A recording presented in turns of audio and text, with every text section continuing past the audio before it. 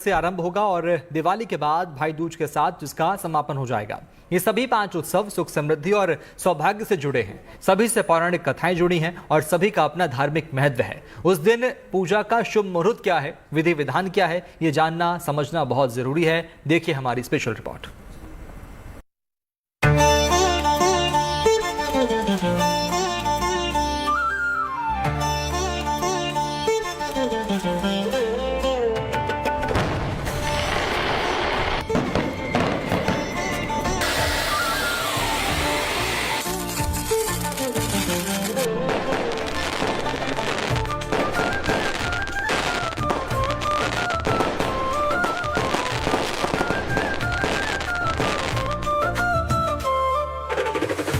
सुख समृद्धि, सौभाग्य, धन दौलत और खुशियां अपार, यानी एक नहीं, दो नहीं, बल्कि 5 मनोकामनाएं। इसलिए दिवाली का त्योहार भी एक नहीं, बल्कि ये उत्सव होता है 5 दिनों का। त्योहार के 5 दिन, सौभाग्य के 5 दिन, जिनकी शुरुआत होती है दिवाली से 2 दिन पहले। 20 को दिवाली है और उससे पहले 18 अक्टूबर को धनतेरस। बताने की जरूरत नहीं कि ये त्योहार खास तौर पर सुख समृद्धि से जुड़ा है, इसलिए इसकी खास अहमियत भी है। धनतेरस पर माँ लक्ष्मी, कुबेर देवता और भगवान धन्वंतरी की पूजा उपासना की जाती है। इस दिन नई चीजों की खरीदारी, सोना और चांदी खरीदना भी शुभ माना जाता है। हो सके तो कम से कम चांदी का बर्तन अवश्य खरीदना चाहिए या चांदी का छोटा सिक्का लेना चाहिए और उसको ला करके माता के सामने रख के उसका पूजन करना चाहिए। अन्यथा आप अन्य धातुओं के भी बर्तन खरीद सकते हैं, स्वर्ण का, स्टील का, तांबे का, पीतल का, और उसको ला करके माता के सामने रख के उसमें माता को भोग लगाना चाहिए। दीपक अगर लाए हैं तो दीपक जलाना चाहिए। वैसे तो धनतेरस पर कभी भी खरीदारी की जा सकती है, लेकिन ज्योतिष के जानकारों के मुताबिक इस साल कुछ शुभ मुहूर्त हैं। जैसे दोपहर में 12:01 से शुरू होकर दोपहर 12:48 तक, उसके बाद दोपहर 1:51 से लेकर दोपहर 3:18 तक, और तीसरा मुहूर्त है शाम में 6:11 से लेकर रात 8:41 तक। धनतेरस के दिन सोना चांदी खरीदने के लिए सबसे अच्छा समय अमृतकाल माना जा रहा है, जो सुबह 8:50 से 10:33 तक रहेगा। लेकिन आपका ये जानना भी जरूरी है कि धनतेरस पर पूजा की विधि क्या है और आपको किन बातों का विशेष ख्याल रखना है। तो इस दिन धन्वंतरी देव का पूजन करना चाहिए। इनके पूजन के लिए उनके चित्र को अथवा उनकी मूर्ति विग्रह को रख करके षोडशोपचार विधि से उनका पूजन करना चाहिए। उनके विशेष मंत्रों से उनका जो है अर्चन करना चाहिए, स्तोत्र का पाठ करना चाहिए। और सबसे प्रमुख है कि इनको पूजन करने से आपके घर में स्वास्थ्य की प्राप्ति होती है, यानी घर में सुख तभी आएगा जब स्वस्थ रहेंगे सभी। तो स्वास्थ्य के लिए जो है भगवान धन्वंतरी का पूजन करना चाहिए। और जैसा कि मैंने बताया कि इसके पश्चात माता लक्ष्मी भी प्रकट हुई थी इस दिन, तो माता लक्ष्मी का भी पूजन जो है धनतेरस के दिन निश्चित ही करना चाहिए। मान्यता है कि समुद्र मंथन के दौरान भगवान धन्वंतरी प्रकट हुए थे, इसलिए धनतेरस पर उनकी पूजा से अच्छे स्वास्थ्य का आशीर्वाद मिलता है। सोना चांदी, पीतल या तांबे के बर्तन खरीदना भी शुभ माना जाता है, क्योंकि इससे सौभाग्य और सकारात्मक ऊर्जा आती है। धनतेरस के बाद यानी 19 अक्टूबर को छोटी दिवाली का त्योहार होता है। धार्मिक तौर पर नरक चतुर्दशी की भी बड़ी अहमियत है। माना जाता है कि इस दिन भगवान कृष्ण ने राक्षस नरकासुर का वध किया था, और मान्यता है कि इस दिन की पूजा से उत्तम स्वास्थ्य प्राप्त करने के साथ कर्ज से मुक्ति पाई जा सकती है। पितरों के लिहाज से भी इसका विशेष महत्व है। आरोग्य की प्राप्ति होती है, ऐसा वरदान भी भगवान श्री कृष्ण ने दिया था कि जो भी इस दिन तेल उपटन लगा करके भगवान का ध्यान करते हुए स्नान करेगा, उसको आरोग्य की प्राप्ति होगी। अगर किसी व्यक्ति के जीवन में बहुत कर्ज है, बहुत परेशान है, तो इस दिन यदि वो भगवान श्री हरि विष्णु का ध्यान करता है और उनका स्मरण करता है, उनका पूजन करता है, तो निश्चित ही उसे कर्ज से भी मुक्ति मिलती है। साथ ही साथ जो है इस दिन आप निश्चित तौर पे तेल और उपटन से स्नान करें। और हमारे यहाँ परंपरा है कि इस दिन सूरन, एक ऋतु सब्जी होती है, उसका उसको खाया जाता है, उसको खाने से भी जो है व्यक्ति को स्वास्थ्य लाभ की प्राप्ति होती है और वह व्यक्ति के घर में सुख स्वास्थ्य समृद्धि की प्राप्ति होती है। समझने वाली बात है कि नरक चतुर्दशी की पूजा कैसे की जाए और पूजा में किन बातों का खास ख्याल रखा जाए। नरक चतुर्दशी पर हनुमान जी का आशीर्वाद प्राप्त करने के लिए क्या करना जरूरी है, इसे समझिए।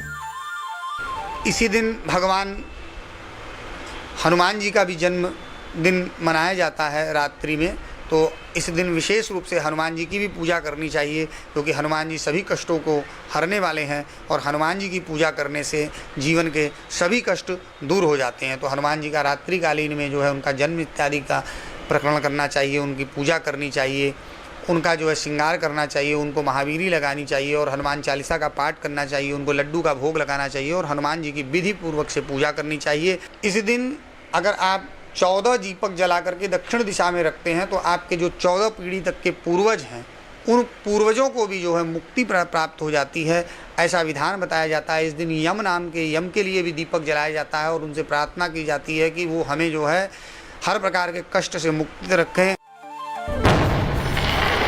5 दिनों के उत्सव में तीसरा दिन दिवाली का है। 20 अक्टूबर की शाम यानी प्रदोष काल में मां लक्ष्मी और भगवान गणेश की पूजा होगी।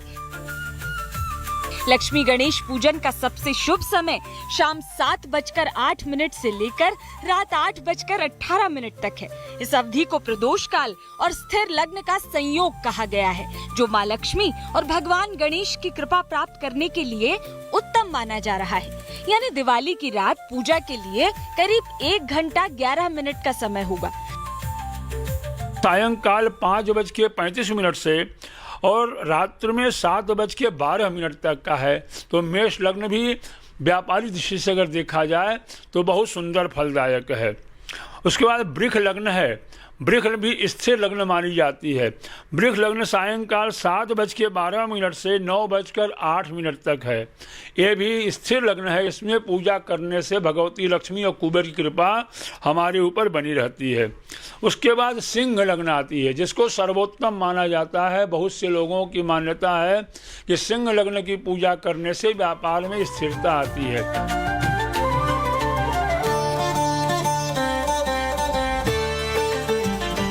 दिनों के उत्सव में चौथे दिन यानी दिवाली के बाद गोवर्धन पूजा होगी।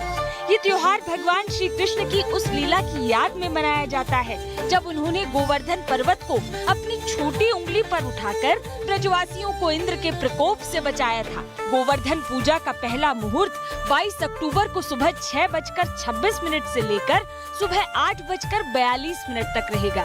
शाम की पूजा का मुहूर्त दोपहर 3:29 से लेकर शाम 5:44 तक होगा। माता यशोदा ने भगवान ने 7 दिन तक अपने कानी उंगली पे गोवर्धन उठाया था। तो माता यशोदा कन्हैया को 8 प्रहर में कलेवा कराती थी। तो कन्हैया ने 7 दिन कलेवा नहीं किया तो 7 × 8 = 56। इसीलिए 56 भोग के नाम से हम यह गोवर्धन पर्वत को 56 भोग लगाते हैं और भगवान को यह करते हैं कि आपकी जो विश्राम की जो अवधि थी गोवर्धन उठाने के बाद, उसमें हमारे द्वारा यह आपको 56 प्रकार के नैवेद्य अर्पण करके हम आपके प्रसाद की कामना करते हैं। गोवर्धन पूजा का बड़ा ही धार्मिक महत्व है, क्योंकि माना जाता है कि इससे सभी दुखों से छुटकारा मिलता है, धन और सुख समृद्धि में वृद्धि होती है और सभी कार्यों में सफलता प्राप्त होती है। इससे वंश और शौर्य में वृद्धि की मान्यता भी जुड़ी है। जो 11 होता है, 11वां भाव हमारे जीवन का जो आय भाव होता है, लाभ भाव होता है, वह मजबूत होता है तो हम जीवन में हर प्रकार की संपन्नता को प्राप्त करते हैं। इस तिथि पर आपसे जो हो सके विशेष प्रयोग, अगर आपके घर में अन्न की कमी रहती हो, आप मंदिरों में ले जाकर के मिठाइयाँ चढ़ावें। कहीं अन्नकूट हो रहा है उसमें अपना सहयोग करें, उसमें अन्न दान करें, चीनी का दान करें, घी का दान करें।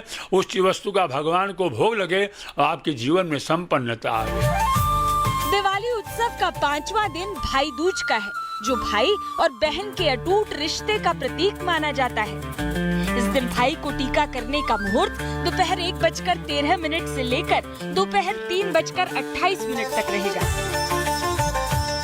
यमराज मृत्यु के देवता हैं, तो जो बहनें अपने भाई को आशीर्वाद देती हैं, उस दिन जो पूजा की जाती है, बहनें गोबर का वो बना करके पूजा करती हैं और उसमें जो हल्दी और चावल का जो टीका लगा के अपने भाई को जाके टीका लगा करके ऐपन का चावल लगाती हैं और रुई की माला बनाती हैं, अपने भाइयों की आयु को जोड़ती हैं। तो यह जो हमारे यहाँ पर्व है, भाई बहन के लिए विशेष नाते जोड़ने का पर्व है। यह कोई छोटा मोटा पर्व नहीं है। ये भाई बहन के जो रक्त का जो संबंध है उसको और प्रगाढ़ करने का यह पर्व है। धनतेरस से भैया दूज तक यानी 5 दिन का दिवाली उत्सव इस साल बेहद खास है। जानकार मान रहे हैं कि शुभ मुहूर्त पर सही विधान से पूजा अर्चना का विशेष फल प्राप्त होगा, क्योंकि ग्रह नक्षत्रों का भी पूरा साथ है।